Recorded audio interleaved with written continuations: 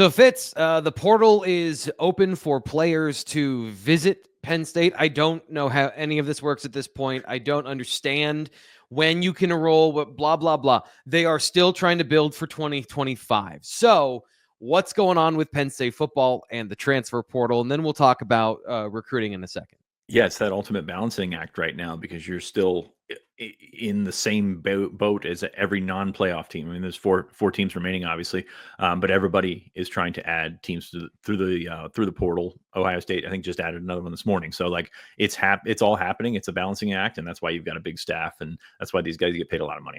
It's not a sympathy play there, but there's a lot going on, and it's a very busy time right now. So Penn State so far are 3 visitors that we've identified this weekend. The first of which, TJ Shanahan, the offensive lineman from Texas A&M. He's originally from Orlando. He played his high school ball in Austin at Westlake High School. Great program, obviously, for those that follow Texas football. Went to A&M, had some moderate success, started in 5 games this year, and then hit the portal. Penn State has some connections there, very loose connections there. So he played for Steve Adazio in 2023, was recruited by Steve Adazio. Adazio was a head coach at Boston College when Phil Troutwine was there. Frank Leonard was there. Frank's been on his staff a couple different places, Colorado State as well. So there's connections there. So I think that's kind of a, connect the dots type thing. He left town and did not commit to Penn State. He left town, and you look at a couple things here. Number one, he's got more visits that he plans to take. Georgia was involved. I believe Arizona State was the other one that was involved as well, per Ryan Snyder. But that's a tough sell for Penn State right now. That offensive line, as well as they're playing, still has a lot of bodies that are coming back. I was going to ask you about that because it does seem like if there's one position they've been successful at least getting guys on campus, it's been offensive line. 2 notable offensive linemen with starting experience, and that's a guy that's an offensive position where it feels like you could potentially have all 5 back if they wanted to be. Sal is 33 years old, so no, I mean it's a situation where you've got plenty of. Well, here's the thing: if you lay it out on paper, okay, there's a starting spot open with Sal going. That makes sense. Like he's been here forever. He's occupied that spot for a long time. So it's open, come in and compete. If you watch Penn State football, you understand that Cooper Cousins is here. JB Nelson is here. Venga's here. Nick Dawkins might come back. There's a bunch of guys that they can fit into those holes. Shanahan's an interior guy. He's played both guard and center at Texas A&M. But the same case was the Anderson kid from Utah State that ended up at NC State. That's a tough sell. That's a tough sell to come in. Now, the sort of the silver lining there is you've got 3 years left. So it's not a situation where if he comes in, he has to play right away. And I feel like that he's probably approaching every situation like that, especially if you're visiting 3 playoff teams. You understand what's already there. So I think that plays into it. So we'll get some more feedback on that and see what TJ Shanahan is thinking. These guys obviously going into the portal to find a place to play.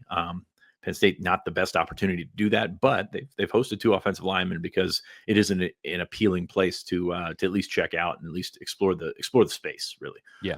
So I think Phil Troutwine's going to keep pushing on Shanahan, keep looking for decent guys. It's a tough sell. I'll say that. It's as great as he does recruiting, as great as he sort of lays it out there and has coached this year.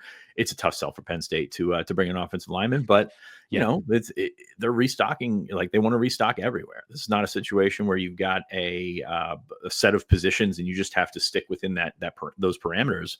You've got opportunities to upgrade the roster anywhere that you look, and you're going to try and take them.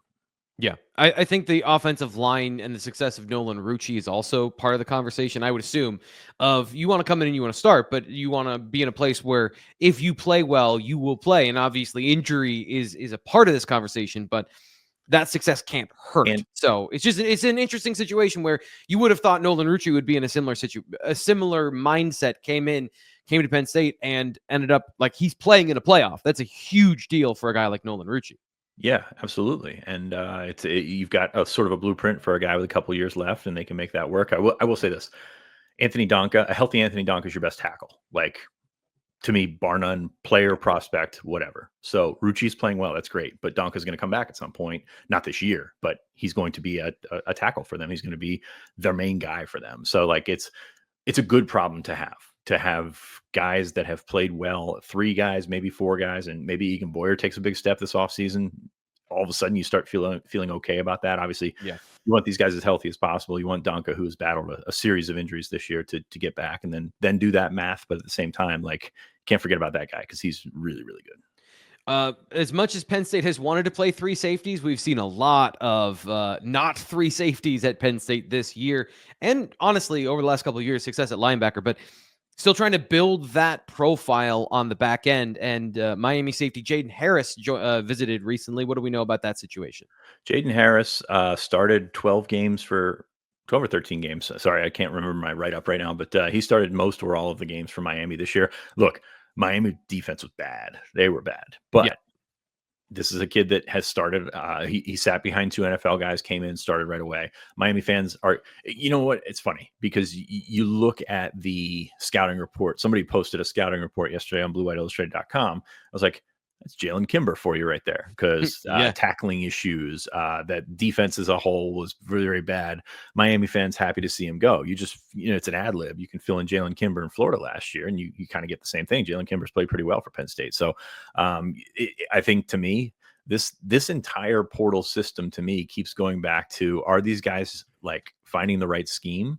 And if you can find the right scheme, you probably have that talent to be that kind of player. I'm not seeing enough guys do that, especially because we talk so much about wide receiver. Like, scheme is everything. If you're a wide receiver, like, scheme is going to get you in the position to put up the numbers that you want to put up to get you to the NFL. And, sometimes when you're out looking for the biggest bag, like, you kind of can put scheme off to the side, and then all of a sudden, down the road, you're not producing. And then all of a sudden you lose that money the next. Yeah.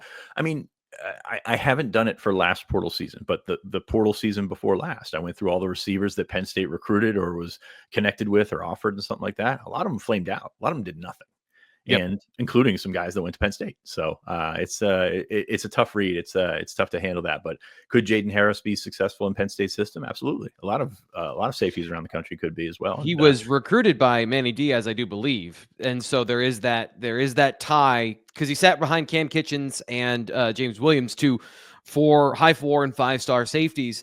That's the thing I was looking at, is like, positionally, was he playing out of position?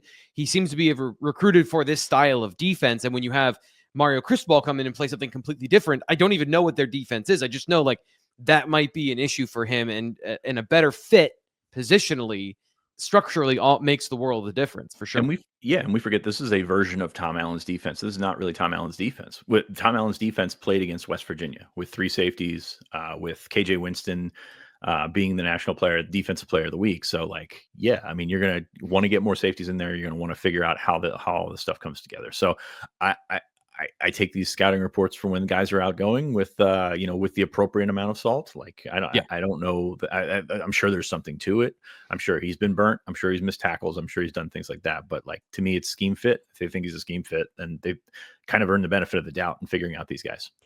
89 passer rating when targeting coverage, according to PFF. That is good. That's not elite. That's also zero context. So, just a starting point of, some of the metrics don't look good, but also, general productivity looked okay. We'll get into that at some point someday if he does commit to the Nittany Lions, of what happened in that defense. I find that fascinating, especially when you know kind of where they started with Manny Diaz, and you understand the starting point where they've gone since then at Miami.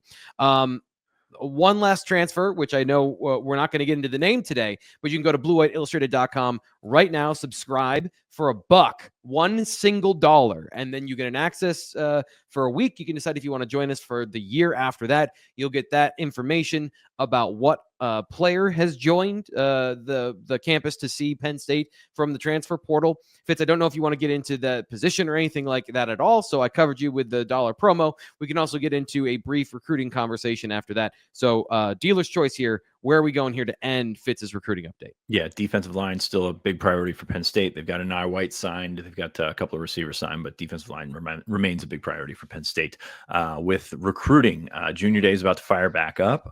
The window is opening back up for visits. There's going to be a small visit dead lockout sort of period around the national championship game, because they have the coaches convention and things like that. But you get back into it. Penn State, toward the end of the month, will start getting more prospects back on campus. They'll start sending coaches, and I'm going to put hand quotes around that, because it's not quite the coaching staff. You're sending out guys like Kenny Sanders and such on the road to do your recruiting, to do your January recruiting, because these guys are fully focused completely on Notre Dame right now and on the Orange Bowl. So they're going to have to put some resources in other areas to cover the ground to get on the road in January.